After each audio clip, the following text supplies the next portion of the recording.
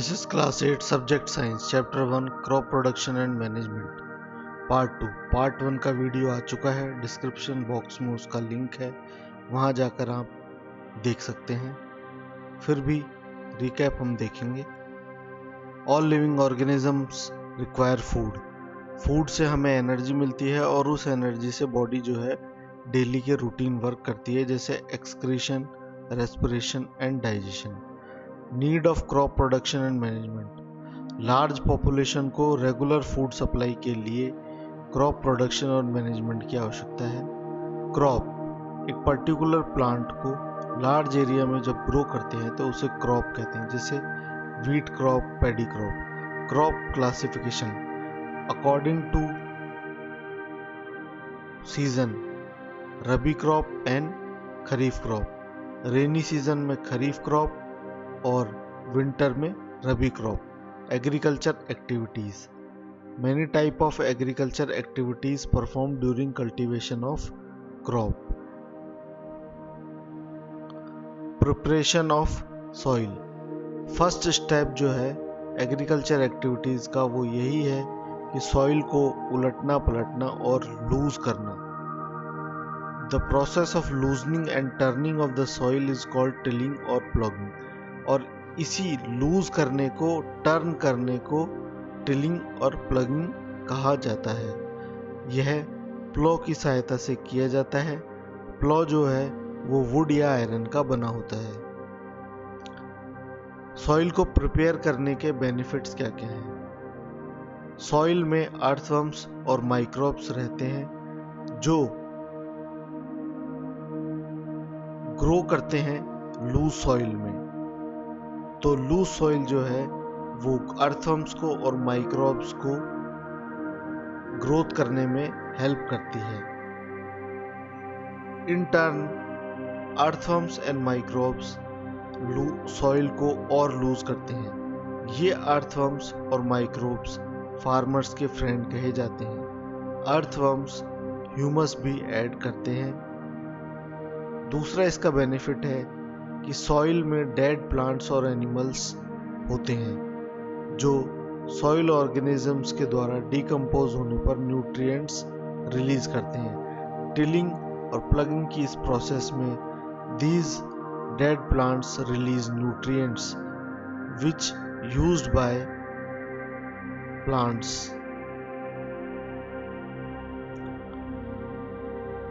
Soil की जो top layer है वही प्लांट ग्रोथ को सपोर्ट करती है और टिलिंग और प्लगिंग से जो न्यूट्रिएंट रिच सॉइल है वो ऊपर आ जाती है, टॉप लेयर में आ जाती है और प्लांट को सपोर्ट करती है, प्लांट को न्यूट्रिएंट्स प्रोवाइड करवाती है। प्रिपरेशन ऑफ सॉइल का पार्ट 2 है लेवल करना, सॉइल को लेवल करना। सॉइल को लेवल करने के दो फायदे हैं।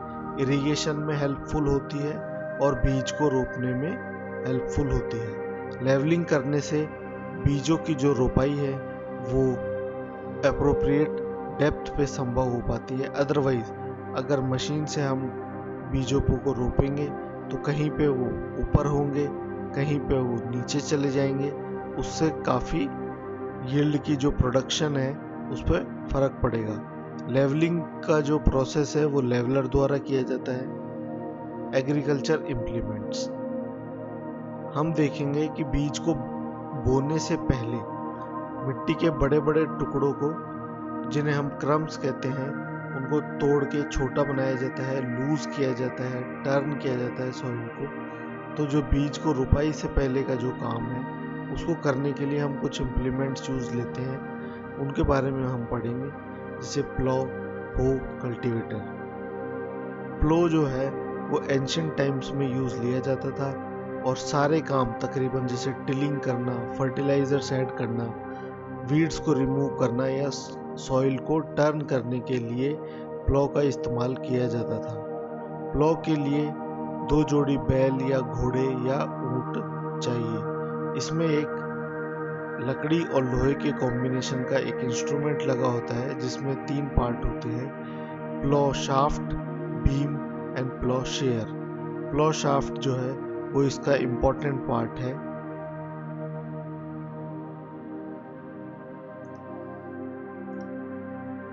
यहाँ आप देख सकते हैं, this is ploughshare, this is plough shaft and this is beam. बैलों के जो कंधे पे है वो बीम है, जो जमीन में धसा हुआ है वो प्लो शेयर है, और जो दोनों को कनेक्ट करता है वो प्लो शाफ्ट है।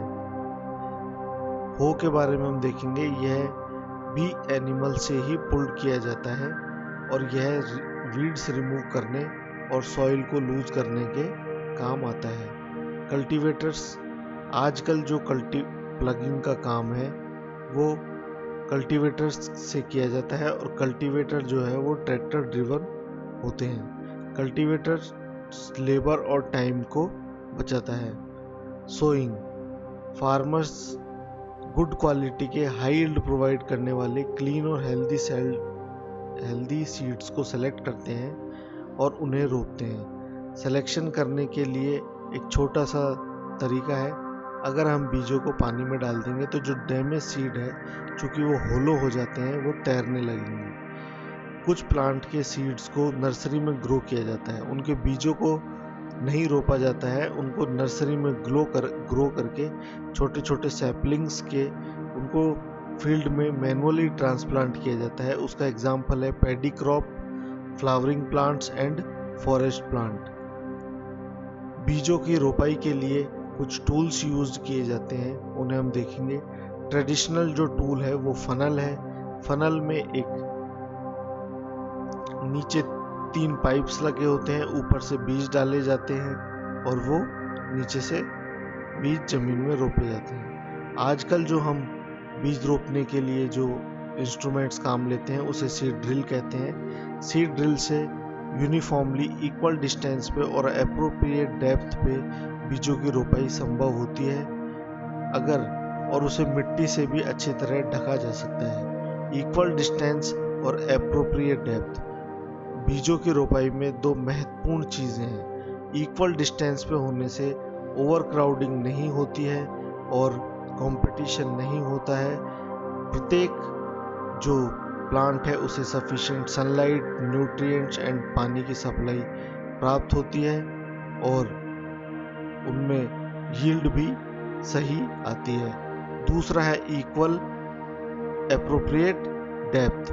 अगर हम एप्रोप्रिएट डेप्थ पे सीड को नहीं रोपेंगे और अगर उसे सरफेस पे ही रख दिया जाएगा तो हो सकता है पक्षी उसे खा जाए, या अगर हमने उसे गहराई में रोप दिया है तो हो सकता है कि वो जर्मिनेट ही ना हो।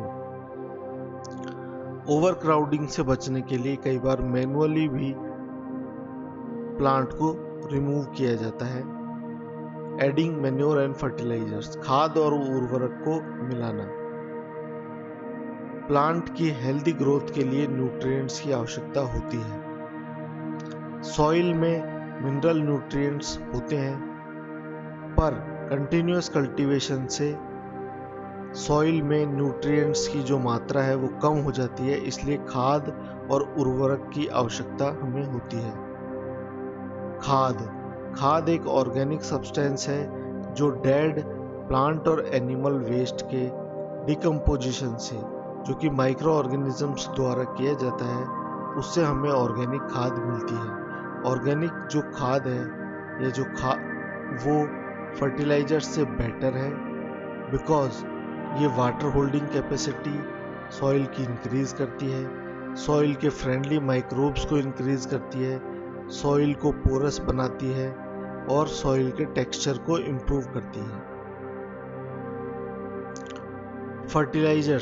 फर्टिलाइजर्स में केमिकल्स, जो कि केमिकल न्यूट्रिएंट्स जो होते हैं वो ज़्यादा होते हैं, जैसे nitrogen, phosphorus, potassium, potash and urea. Crop rotation also a method for replenishing the soil with nutrients। यह भी एक तरीका है कि सॉइल में जो है न्यूट्रिएंट्स को हम ऐड कर सकते हैं। क्रॉप रोटेशन क्या है? डिफरेंट क्रॉप्स को अल्टरनेटिवली ग्रो करना, जिससे कि न्यूट्रिएंट्स की सप्लाई सॉइल में हो सके, उसे क्रॉप रोटेशन कहते हैं। इसका एग्जांपल है धान जो है, लेग्यूम्स जो है, उन्हें वीट के रोटेशन में या वीट के अल्टरनेशन में उगाया जाता है, नाइट्रोजन के रिप्लेनिशमेंट के लिए, क्योंकि जो लेग्यूम्स की रूट्स की नोड्यूल्स होती हैं उसमें राइजोबियम बैक्टीरिया होता है और राइजोबियम बैक्टीरिया एटमॉस्फेरिक नाइट्रोजन को फिक्स करता है। फर्टिलाइजर्स और मैन्योर के बीच में, खाद के बीच में डिफरेंस, बेसिक डिफरेंस हम देखेंगे। ये क्राइटेरिया है। ओरिजिन, फर्टिलाइजर्स का ओरिजिन इनऑर्गेनिक है, मैन्योर जो है वो ऑर्गेनिक होते हैं। ये डेड जो प्लांट या एनिमल रेजिड्यू है उनके डिकम्पोजिशन से हमें मिलता है। प्रिपरेशन, फर्टिलाइजर्स का प्रिपरेशन फैक्ट्रीज में होता है, मैन्योर का फील्ड में होता है। ह्यूमस, फर्टिलाइजर में कोई ह्यूमस नहीं होती है, मैन्योर में प्लेंटी ऑफ ह्यूमस होती है। फर्टिलाइजर्स में प्लांट न्यूट्रिएंट्स होते हैं, बहुत रिच होते हैं, नाइट्रोजन, फास्फोरस, पोटेशियम। मैन्योर में ये नहीं होता है। पॉल्यूशन, फर्टिलाइजर जो है वो water pollution, soil pollution cause करते हैं और सॉइल को लेस फर्टाइल बनाते हैं। जबकि मैन्योर जो है उससे कोई पॉल्यूशन नहीं होता, बल्कि सॉइल टेक्सचर को, वाटर रिटेनिंग कैपेसिटी को ये बढ़ाते हैं, सॉइल में न्यूट्रिएंट्स ऐड करते हैं। इनके एग्जाम्पल हैं फर्टिलाइजर्स के urea, ammonium sulphate, super phosphate, potash etcetera. जबकि मैन्योर के एग्जाम्पल में आएगा वर्मी कंपोस्टिंग। Thank you.